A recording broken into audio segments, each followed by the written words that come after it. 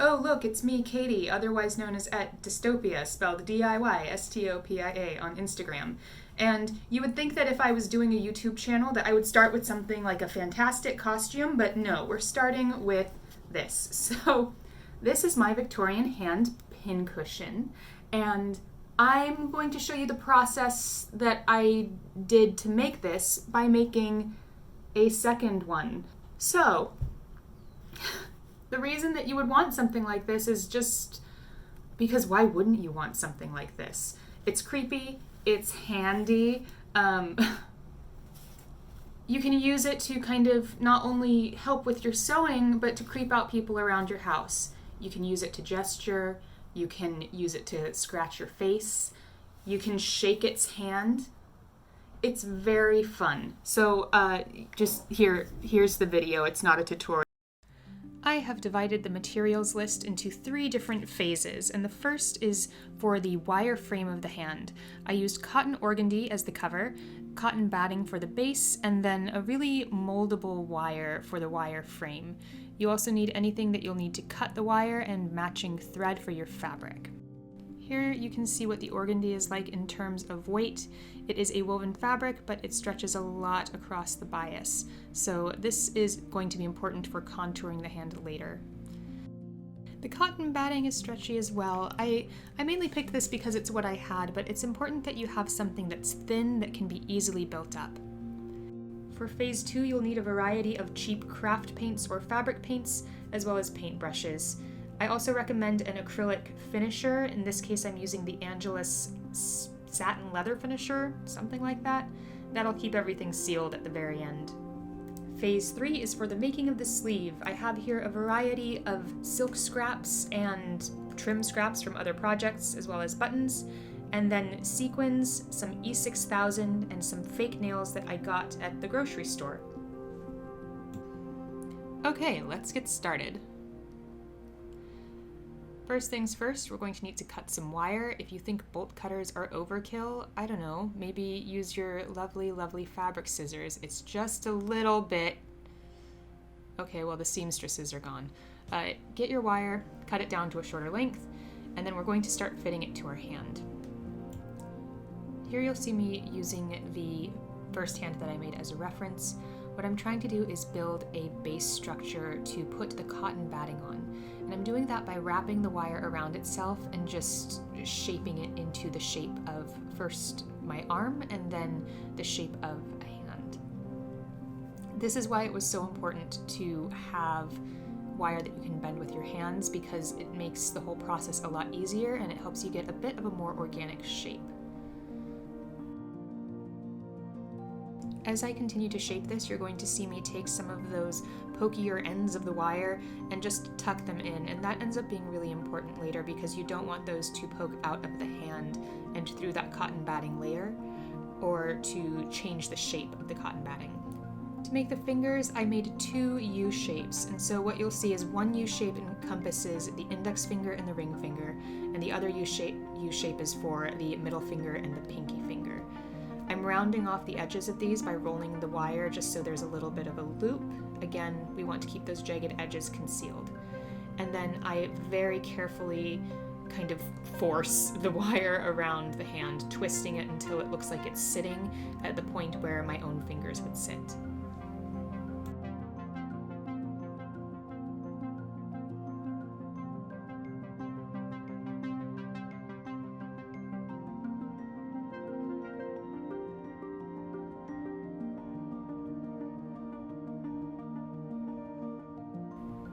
And that is the wire frame done. You can see the general shape that I made, and this is all that goes under that cotton batting.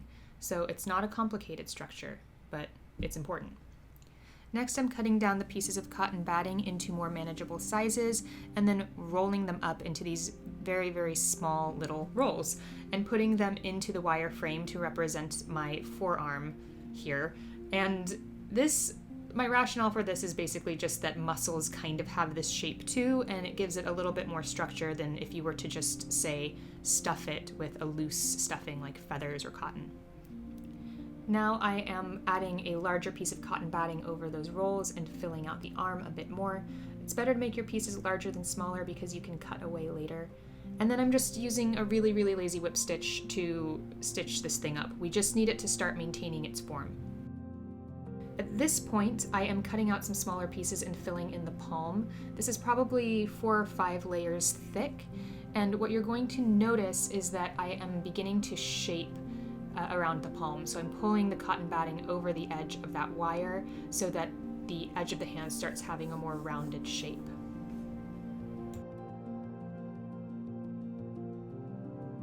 I'm using smaller triangular pieces stacked on top of each other to continue to pad out the edges of the hand. At this point, we're looking at padding out mostly the edges of the hand and the area where the thumb meets the palm.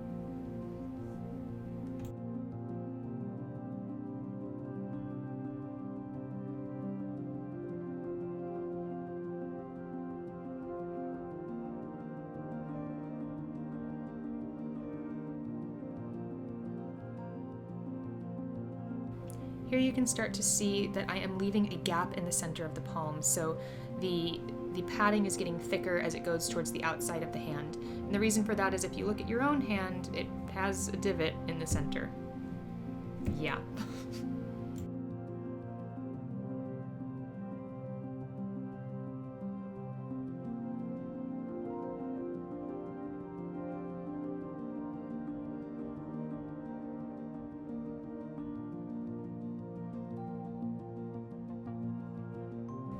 Now we're moving on to fingers, and this is one of the parts that I hate the most about this project. I'm cutting out really long triangles, and they're kind of like those, I don't know, those croissants that you can buy at the store where they roll up in that one particular way. Someone knows what I'm talking about. Anyway, I'm making an effort to cover the fingertips and then wrapping around with that piece of cotton batting until I get a shape that I like. There's no science here. It's madness. It's all madness.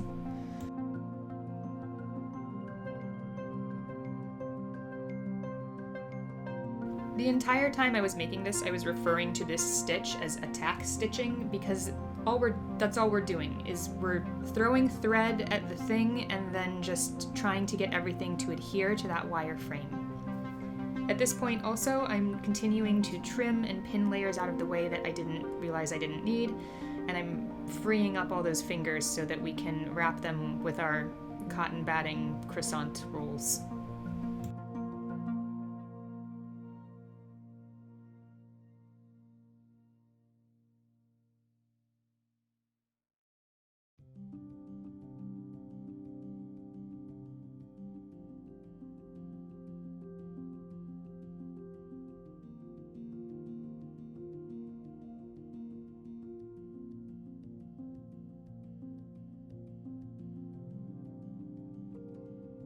You'll see here that I added a second layer of cotton batting to each finger because they were looking a little bit too skinny.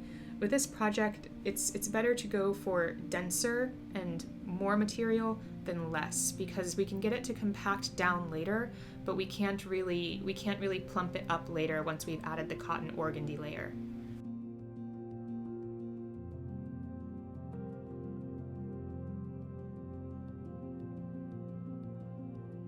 The back of the hand is tricky because we need it to be smooth. It's one of the parts of this project that you will be able to see underneath the acrylic paint. So what I'm doing is very carefully cutting out triangular and rectangular pieces and filling in any of the gaps that I see in the back of the hand. I then put a larger piece of cotton batting over that and stitch everything down. When the hand is at this point, you can start bending it into a more natural shape. We can do some of this later after we add the organdy, but a bit now is good too. Speaking of the organdy, this is the worst part of this project and I hate it the most. So you have to basically get a piece of larger scrap fabric and figure out a way to attractively wrap it around your hand. Both of these hands that I made used different methods. It was just based on the size of scrap that I had. This is by far the worst part of this project. So getting the organdy to lay smoothly over the hand and also to be cut in as few pieces as possible is very difficult. The reason that we want fewer pieces is because it will mean fewer seams in the end. And this is a stylistic choice on my part. I really want there to be as few seams as possible because I'm not really going for the Frankenstein look, I'm going for the bloated river corpse look. So, yeah.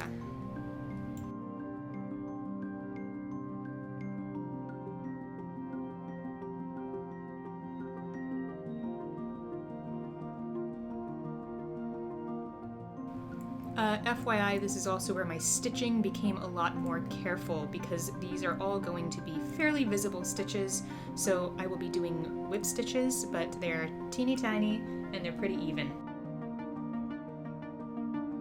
At this point in the process, it's all about figuring out which pieces work where, and it would be different for every hand. There's a difference between the two that I made, so I'm just wrapping it around the thumb, cutting away any of the excess, whip stitching one of the raw edges down, and then folding over another edge on top of it. I'm making my best effort to conceal raw edges here. I didn't successfully do it totally, but for the most part the raw edges are concealed along the edges of the fingers.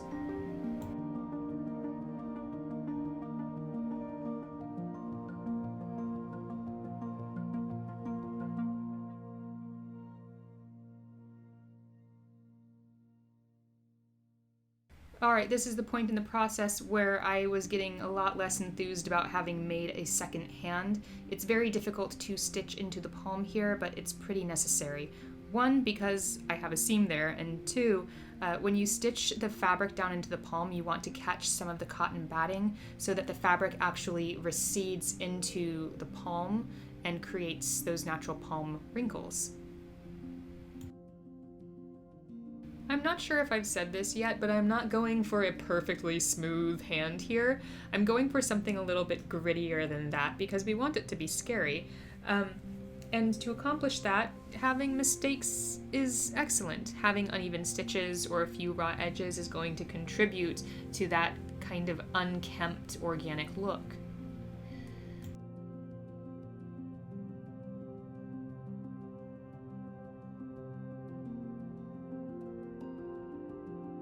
Hello. So the point that we left off yesterday, after what I'm assuming you will have watched, which is a montage of me basically stabbing this with a needle. Anyway, this is where we're at. So she is covered in the cotton organdy. There are some obvious seams that you can see, and seams that won't really be covered by the painting either. But that kind of adds to the creep factor of it. So I'm not that concerned about it. The only thing that I have left to do today is to continue stitching wrinkles into the palm of the hand and over the knuckles. And what that's going to do is it's going to give it a little bit more of that kind of creepy wrinkled look that you can see there. And of course we're going to highlight it with acrylic paint later, but getting the stitches in really helps a lot to add to that kind of this has been sitting in a river for at least a couple of days type of look. As an aside, my mother said that it's so elegant this way. Why don't we just leave it this way? It's so cute. And actually, at this point, you can use it like the whole thing as a pin cushion, because once you cover the hand in acrylic paint, you can't really use it as a pin cushion. It leaves holes. But that is a less is more attitude, and we are a more is more attitude type of situation. So, resume. Here I am just doing a regular straight stitch or running stitch around any place where there is a knuckle. So I'm taking my own thumb and holding it up to the fake hand that we've just made, and I'm making little running stitches right where all those wrinkles go. I'm doing about 3 rows on the knuckles on the back and then 1 row on the inside of the hand. This is the point where I stopped regretting making this because we get to move on to my favorite part, which is painting. I really regret that I have to show you my process because it's embarrassing, because if I'm anything, I'm not a painter. So I'm taking the yellow, red, and brown and white, and then some fluid acrylic medium. It's not even fabric medium, I think it's for airbrushing. I don't even know. I'm diluting this, and then I'm going to start painting the hand from the wrist up. I'm not painting the rest of the arm because it will be covered by the sleeve later, and we don't really need to waste paint on that. You'll see that I'm using a great deal of water to dilute the paint and let it kind of soak into the fabric. This is fine, but don't do it too much. The last thing that we want is for a layer of water to be trapped deep in that batting, and it would not be good. Oh, here I'm adding veins. This is one of my better ideas. First execution here doesn't work out. You'll see later I have to go back and fix it, but I highly recommend adding the veins. Aside from the veins, I'm also adding some preliminary shadows in the areas that are going to be the darkest. So around the base of all of the fingers, in the palm, and in any of the creases that I did that running stitch on to create knuckles.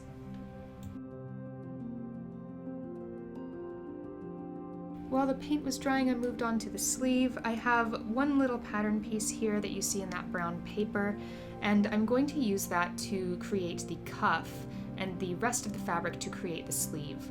Now, the sleeve is just a rectangular piece. Because it's such a short portion of a sleeve, I really didn't have to do a lot of fitting.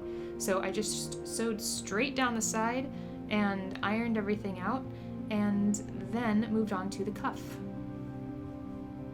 Flatlining is really important in Victorian sewing, or lining at all. I guess I'm not really doing flatlining here. But you'll see that I have a piece of pink silk organdy underneath this cream silk fabric, and that's going to add some stiffness to the cuff later. I'm piping it. I really don't want to go into how to pipe something. There are plenty of YouTube tutorials on that are better than anything that I could make. If you're at this point in this abomination of a tutorial, you already know that. And so I'm just putting it together and doing it right.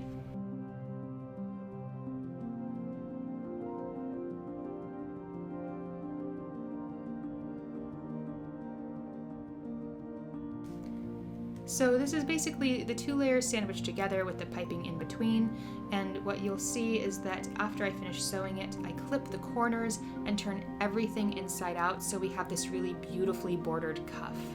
One of the things that's great about craft projects like this is, even though they seem pretty useless or extravagant for what they are, you can do things like practice skills. For example, here, I'm practicing hand-bound buttonholes. And are they perfect buttonholes?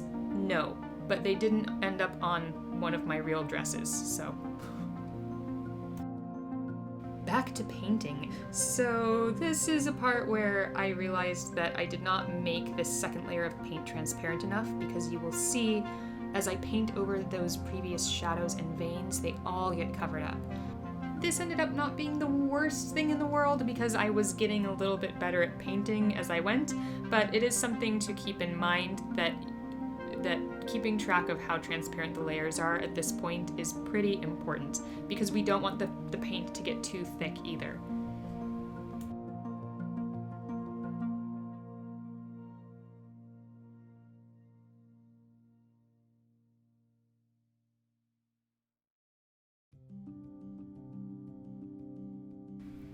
As I move on to painting the back of the hand, it gets a little bit messier because I move on from using my paintbrushes to using my fingers to smudge the paint around. I just thought this gave it a little bit more of a blended look, and it helped it look a little bit more like grimy skin.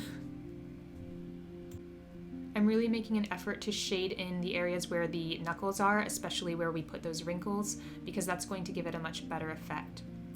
Now I'm taking a blue paint and using the blue paint mixed with a little bit of the red paint to create the veins on the back of the hand. I highly recommend this. The blue was definitely the right color choice, and the red also helps add a little bit of interest in the final product.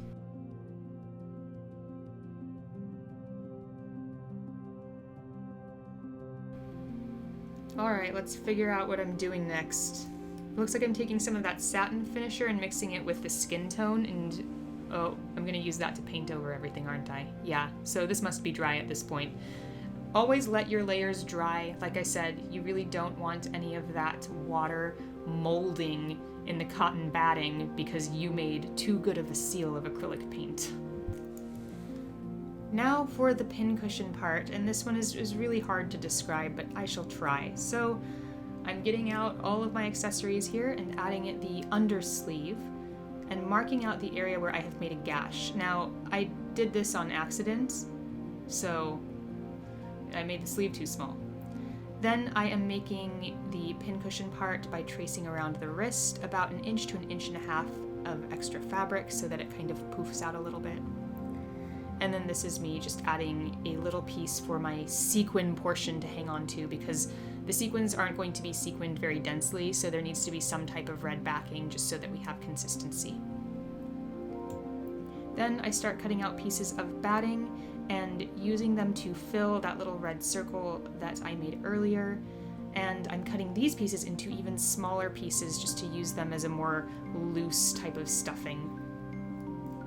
Next, you will see me doing a running stitch around the edge of this red circle, and that's because we need to gather it down. Gollum. I keep saying we. Anyway, we need to gather it down, fill it up with that cotton batting, and then attach it to the wrist of the hand. Mid-arm. I'm just securing it with pins, and then back to that really, really aggressive whip stitch. This is me marking out the area where I want the sequins to go, and I'm using a really simple method here of just doing a stitch, picking up a sequin, and doing a stitch. It's a single thread. Probably should have done a double thread, but it hardly took any time. You just go in rows, and it looks really pretty at the end. Look. Oh my god, it's so glamorous.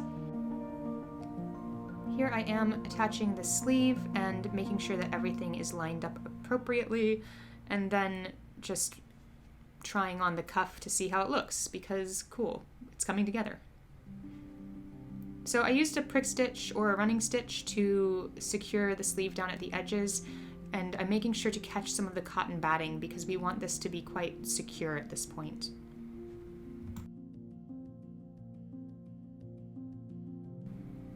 And then I'm roughing up the edges with my scissors and pulling a few threads with my fingers to make the edge look a little bit more frayed. This is my favorite part, so gluing the nails to the hand. I'm using these nails from Kiss. Again, there is these aren't press-on nails, so there's no adhesive.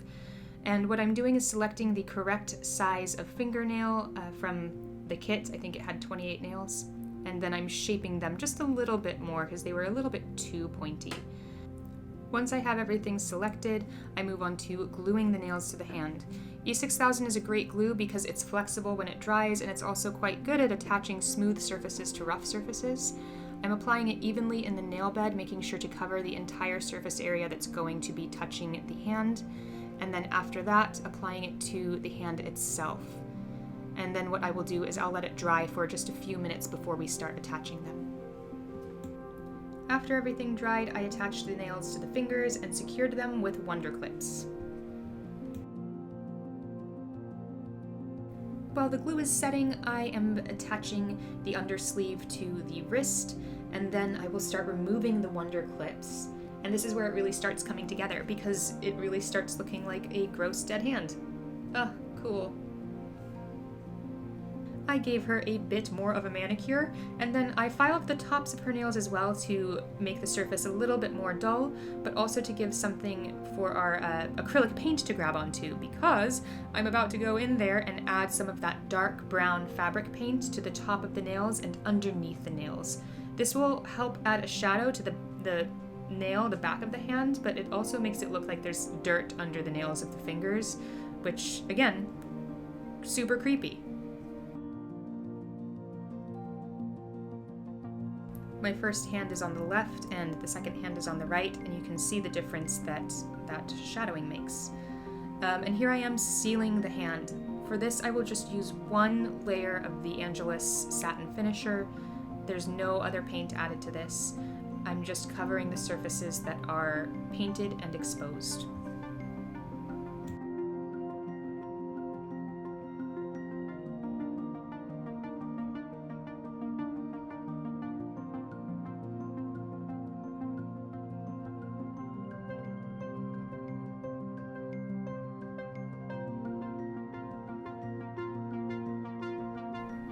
Time for the finishing touches. So I attached the cuff and then attached it with a few small stitches just to make sure that it doesn't get twisted around on the hand. I always want those buttons facing up.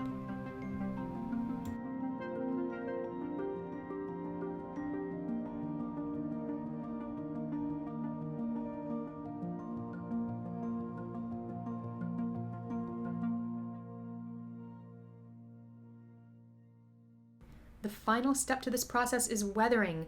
I'm taking some of that brown fabric paint and diluting it very well with water, and then putting water spots all along the edges of the sleeve cuff, and then along the back of the sleeve as well.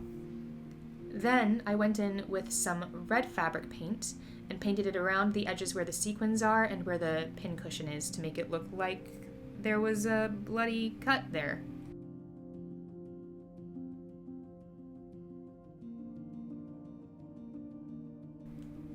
The final touch is to add a ring. I got this one from Value Village for about $5, and I think it really improves the look of this situation that I've made. I'm wondering if any of you have even made it to this point yet, because, I mean, who's gonna make this? I spent like 3 days on this thing. If you've made it this far, we're done. She's done. Works as a pincushion.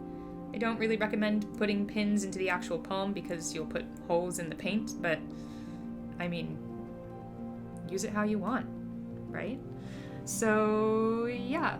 I think I have a clip here coming up of the other hand that I made. You can clearly see that the second one is better, but they're still both near and dear to my heart.